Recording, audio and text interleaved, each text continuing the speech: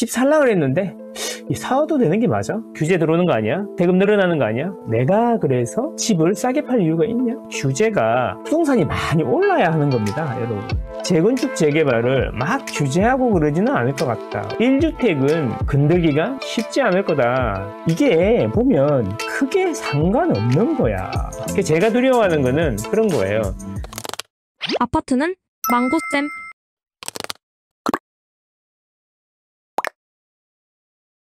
오늘 대한민국에 굉장히 중요한 사건이 있었어요. 바로 대통령 윤석열을 파면한다. 탄핵인데요. 탄핵이 인용됐습니다. 문제는 이제 정치적인 이야기를 떠나서 그래서 우리는 부동산 시장에 이 시국이 어떤 영향을 줄지 그거를 알아봐야 됩니다. 그리고 대응을 해야 되니까요. 자, 그 이야기 한번 해보겠습니다. 일단 탄핵은 인용이 됐습니다. 바꿀 수 없습니다. 그러면 이제 우리는 냉정을 찾고 대응책을 마련해야겠죠. 그래서 한번 보겠습니다. 단기적으로 탄핵은 이런 효과가 있을 겁니다. 매수 심리를 위축시킬 수 있다. 단기적이라고 그랬습니다. 근데 매수 심리를 위축시키게 되면 이제 거래량이 줄겠죠? 집 살라 그랬는데 사도 되는 게 맞아? 다주택이신 분들은 규제 들어오는 거 아니야? 세금 늘어나는 거 아니야? 벌써부터 그런 걱정을 하게 됩니다. 그래서 이제 거래량이 감소할 수 있습니다. 단기적으로는 그런데. 자, 문제는 이렇게 되면 급매물이 등장할 수도 있죠. 또 반대급부로. 12월 4일에 새 채를 계약했다고 했지 않습니까? 그때 안 팔라고 하더라고요, 주인들이. 계엄을 발표했죠, 그날은. 계엄을 발표하고 나니까 전화가 왔더라고요. 어서 와서 사인하시자고. 그래서 가서 사인을 했는데, 그런 식으로 이제 안 팔려고 하던 사람들도, 이거 팔아야 되는 거 아니야? 해가지고, 급매물이 등장할 수도 있다. 그래서 단기적으로는 매수 심리가 위축되고, 거래량이 감소하는 거죠. 그리고 급매물이 일부 등장할 수 있는데, 이 급매물이 토지처럼 일부 나왔다가 없어지고 나면 또 매수 매도 효과 차이가 벌어지면서 눈치 보기가 또 시작되겠죠. 물론 이제 오늘 탄핵이 있었으니까 다음 주 월요일 되면 데이터가 취합이 돼가지고 목요일쯤 되면 우리 심리가 어떻게 바뀌었는지 데이터를 확인할 수 있을 것 같습니다. 근데 이제 당장은 큰 가격의 변화는 없을 거라고 생각합니다. 일단 자, 심리가 중요합니다. 제일 영향을 주는 게 심리죠. 부동산은 매매 주기가 길잖아요. 한번 거래하려고 그러면 집도 봐야 되고 내고도 해야 되고 계약금, 중도금, 잔금 해가지고 등기가 오는데 최소 2, 3개월은 걸리니까 그 사이에 까먹어, 사람들이. 언제 그랬냐는 듯이 까먹잖아요. 12월 3일에 계엄할 때도 그랬잖아요. 나는 딥페이크인가? 그렇게 생각했다니까. 뜬금없이 무슨 갑자기 계엄이야? 딥페이크인가? 이 생각했는데 근데 이제 1월 되고 2월 되니까 벌써 이제 탄핵보다는 다른 데 관심이 가 있고 그러지 않았습니까? 그래서 이게 단기적으로 매수 심리에 영향을 줄 수가 있어요. 자, 근데 좀 길게 보면은 별거 없더라 이런 이야기죠. 제가 그래서 한번 준비를 한번 해봤습니다. 데이터로 말하는 망고쌤 아닙니까? 자, 파란색이 뭐냐면 서울의 아파트 매매 심리 지수 KB부동산에서 나오는 거죠. 주간입니다, 주간.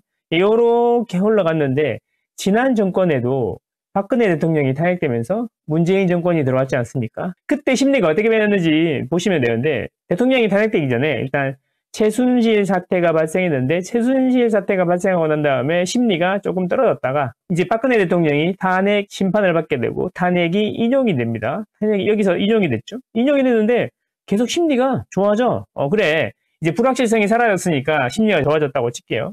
그리고 이제 정권이 교체가 되죠. 심리가 계속 폭발합니다. 그리고 이제 규제들이 나오기 시작하는 거죠. 그리고 2017년 11월부터 본격적으로 이제 규제를 하기 시작하는데 제가 드리고 싶은 이야기는 뭐냐면 그 당시에도 최순실 사태 터지고 살짝 심리가 죽었지만 그 이후부터는 심리가 폭발해서 올라갔다. 그런 말씀을 드리는 거죠. 단기적으로는 영향을 줄 수 있어. 나의 기억이나 감정은 그 이벤트가 발생했던 시점 기준으로 거리가 멀어질수록 제곱에 반비례해서 기억이 사라지는 것 같아요. 그러니까 내일 되면 훨씬 더 좋아질 거고 일주일 지나면 이제 잘 생각도 안 날지도 모릅니다. 어쨌든 심리는 단기적으로는 주춤했지만 계속 좋아졌었다. 그리고 이제 탄핵이 되고 난 다음에 아파트 가격 추이를 이렇게 3개월 단위로 이렇게 보면 가격은 계속 올랐었다. 이런 말씀드립니다. 심리가 좋으니까 가격도 계속 오르는 거죠. 그래서 이게 단기적으로는 영향을 줄지 모르지만 대통령이 탄핵됐다고 그래서 내가 그래서 집을 싸게 팔 이유가 있냐? 이거죠. 싸게 팔 이유가 없고 계속 말씀드리지만 토지제 때도 말씀드리지만 대통령이 탄핵되면 그래서 돈이 줄어드냐? 이런 이야기인 거예요. 갑자기 공급 물량이 늘어나냐? 둘 다 아니다라는 거죠. 그래서 방향은 이미 정해졌다. 이렇게 볼 수 있습니다. 아파트는 망고쌤.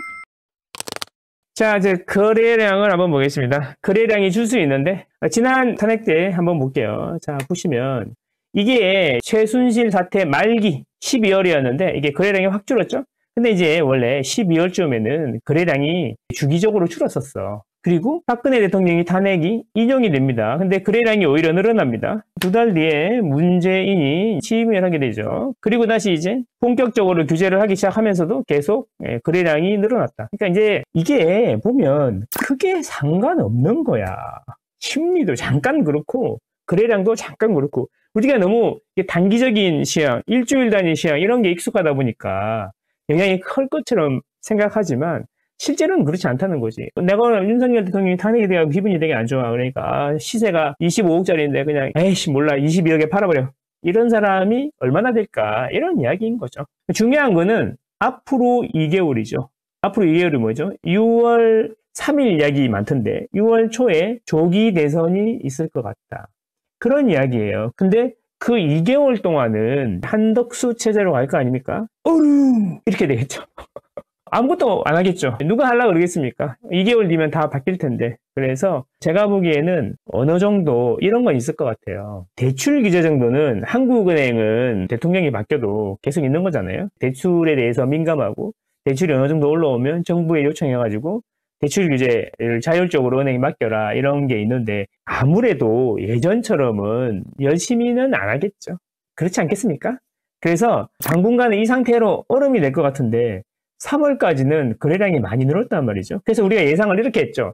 4월, 5월에 대출 규제가 나올 거다. 그 다음에 거래량이 줄고 눈치 보기가 되다가 7월이 이제 스트레스 DSR이잖아요. 산업수요가 일부 있을 거다. 이렇게 생각했는데 아마 그대로 진행이 될 것 같아. 근데 대출 규제가 조금 약하게 나올 수도 있겠다. 또 이런 생각이 듭니다.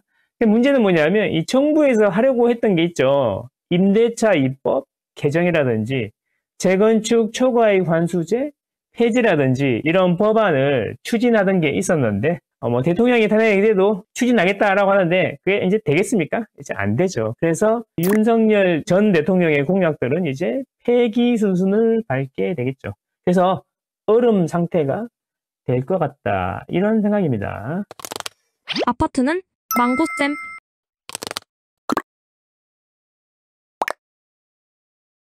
자, 2개월 후에는 이렇게 되지 않겠습니까? 이제 문제는 이제 2개월 후에 대통령이 오늘 보니까 다 누군가가 이미 대통령이 된 것처럼 판단하시고 두려워하시고 걱정도 하시고 하시던데 저는 그렇게 생각합니다.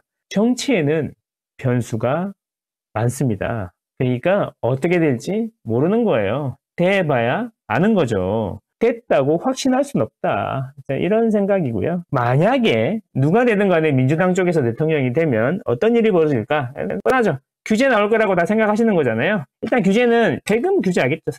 세금 뭐 취득세 있고 양도세 있고 보유세 있잖아요. 취득세는 중과 완화하려고 그랬는데 이제 이건 폐기될 것 같고 그리고 이게 양도세가 문제인데 양도세가 이제 중과 유예가 내년까지 돼 있는데 이 중과 유예했던 거를 엎어버릴 수도 있겠다. 이런 생각이 드는데 여러분들 이 규제 있잖아요. 이 규제를 자꾸 착각하시는 것 같은데 저는 이렇게 생각하거든요. 이 규제가 부동산이 많이 올라야 하는 겁니다. 여러분. 부동산이 안 오르는데 규제를 하지 않습니다. 우리 지난 정권에 부동산이 매우 많이 오르는 상황을 보면서 규제가 맨날 터지고 이런 걸 봤잖아요. 그때도 이제 거여하고 대통령까지 있으니까 그냥 넣기만 하면 바로 통과되고 이랬던 시절 아닙니까? 많이 올라야지 규제를 하는 겁니다. 그래서 많이 오른다는 가정하에 뭐 취득세는 뭐 깎아주려고 했던 거 폐기 수순이 될 거고 양도세 같은 경우에도 중과 유예했던 거 이제 돌아올 거고 그 다음에 다주택자 중과세가 초정지역 이상에서는 또 되겠죠. 근데 이제 어떻게 계속 똑같은 수순 같지 않습니까? 그래서 다주택자 초정지역 지정하면 그 옆으로 가고 그 옆으로 가고 이런 상황이 되지 않을까 하고 문제는 이게 보유세입니다. 보유세. 이 보유세를 어떻게 할 거냐? 이런 문제가 생기는 거죠. 민주당 쪽에서 계속 이야기하는 게 뭐 기본소득이다. 일하지 않아도 먹고 살 수 있게 해주겠다. 이런 이야기를 하던데 이거 어디서 많이 듣던 이야기 같은데 그러려고 그러면 세금을 많이 걷어야 되니까 그 재원으로 국토보유세를 신설하고 종부세도 올릴 가능성이 있다. 저는 이렇게 보거든요. 근데 그 법이 통과가 너무 쉬울 거 아닙니까? 민주당에서 올리면 바로 대통령이 실행하고 이런 식으로. 지금은 거부라도 하지만. 제가 두려워하는 거는 그런 거예요. 민주당이 180석이 넘어가는데 대통령이 민주당 쪽이 되면 바로바로 통과가 되면서 너무 한쪽으로 좌클릭이 되지 않을까, 법안들이. 그런 생각을 하는 거죠. 지금 거부하고 있는 법들 많잖아요. 어쨌든 너 하고 싶은 대로 해. 이렇게 될 수 있는데 화가 많이 나고 또 열을 많이 받고 이런 시기가 올 수도 있다. 아파트는 망고쌤.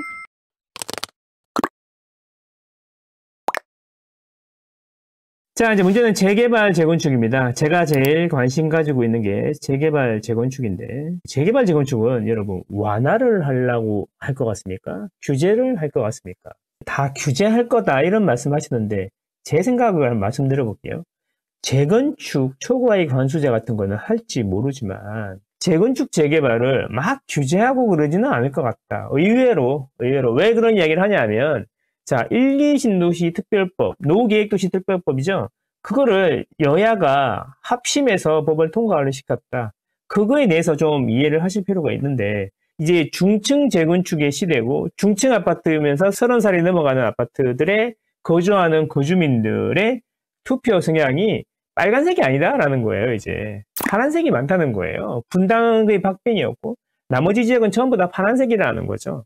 그렇게 보면은 그 사람들한테 재건축을 규제하게 되면 텃밭을 잃게 되는데, 예전에야 재건축하는 곳들이 다 강남 이쪽이니까 자기들 표랑 상관없는 곳에서 했다고 치지만 지금은 재건축 지역에 사시는 분들이, 재개발 지역에 사시는 분들이 그들의 표밭이랑도 연결이 많이 된단 말이지. 그래서 이거를 대놓고 무조건 규제하기는 쉽지 않지 않을까, 저는 이렇게 생각하고, 이제 투기 과열지구로 비싼 데는 지정해갖고 예전에 하던 규제의 수준에서 하지 않을까, 이런 생각을 해봅니다. 그리고 더 중요한 게 뭔지 아세요, 여러분? 지난 정권에 그렇게 규제를 때리고 있는데 대구나 부산은 재건축 엄청 많이 했거든요. 이상하지 않습니까? 서울이 훨씬 비싼데 서울은 안 되고 대구랑 부산은 재건축을 엄청 많이 했다. 그게 이제 입주 물량이 터져가지고 대구가 지금 힘든 거잖아요. 재건축 재개발은 중앙정부도 중요하지만 지자체장의 생각이 매우 중요합니다. 그래서 지금 오세훈이 하던 거를 재건축 재개발의 진심이잖아. 근데 이 사람이 계속 이걸 추진할 거냐, 이런 문제가 되는 거예요. 자, 문제는 이거죠. 선관위 오늘부터 대선 예비후보자 등록 시작. 기다렸다는 듯이 등록 시작. 자, 원래 그 대통령 후보에 나가려고 그러면 90일 전에 그만둬야 돼요. 지자체장은. 조기 대선 이렇게 탄핵이 돼갖고 하는 경우에는 한 달 안에만 그만두면 되거든요. 60일 남았으니까 곧 사퇴할 수도 있다. 그렇게 사퇴를 하는 경우에는, 사퇴했는데 임기가 1년 미만으로 나오면 새로운 시장을 뽑지 않고 그냥 간다는 거죠. 그래서 서울시장이나 경기도지사의 임기 동안은 기존에 하던 거를 이어서 가겠지만 그 다음에 새로운 도지사가 누구로 바뀌냐에 따라서 그게 더 중요한 부분이니까 두고 볼 필요가 있다. 그래서 재건축 재개발은 무조건 규제만 한다고 생각하는 거는 아닌 것 같다. 이런 생각입니다. 언론 보도에 따르면 서울시장, 대구시장, 경기도지사, 지자체장들이 조기 대선 출마를 고려하고 있으며 이들은 선거일 30일 전까지 사퇴하면 출마가 가능하다는 점을 염두에 둬야 한다. 그래서 지자체장들이 하고 있던, 빡세게 밀고 있던 것들이 자초될 수 있다. 이런 생각을 해보셔야 됩니다. 그럼 뭐 있죠? 오세훈 시장이 하던 게 모아타운도 있고 신통기도 있고, 이런 부분들은 아직 1년이 남았지만, 임기가 남았지만 다른 시장들이 들어오진 않겠지만 차기 지자체장 선거 때 누가 되느냐에 따라서 재건축 재개발이 잘 될 수도 있고 안 될 수도 있겠다. 이런 생각을 해봅니다. 아파트는 망고쌤.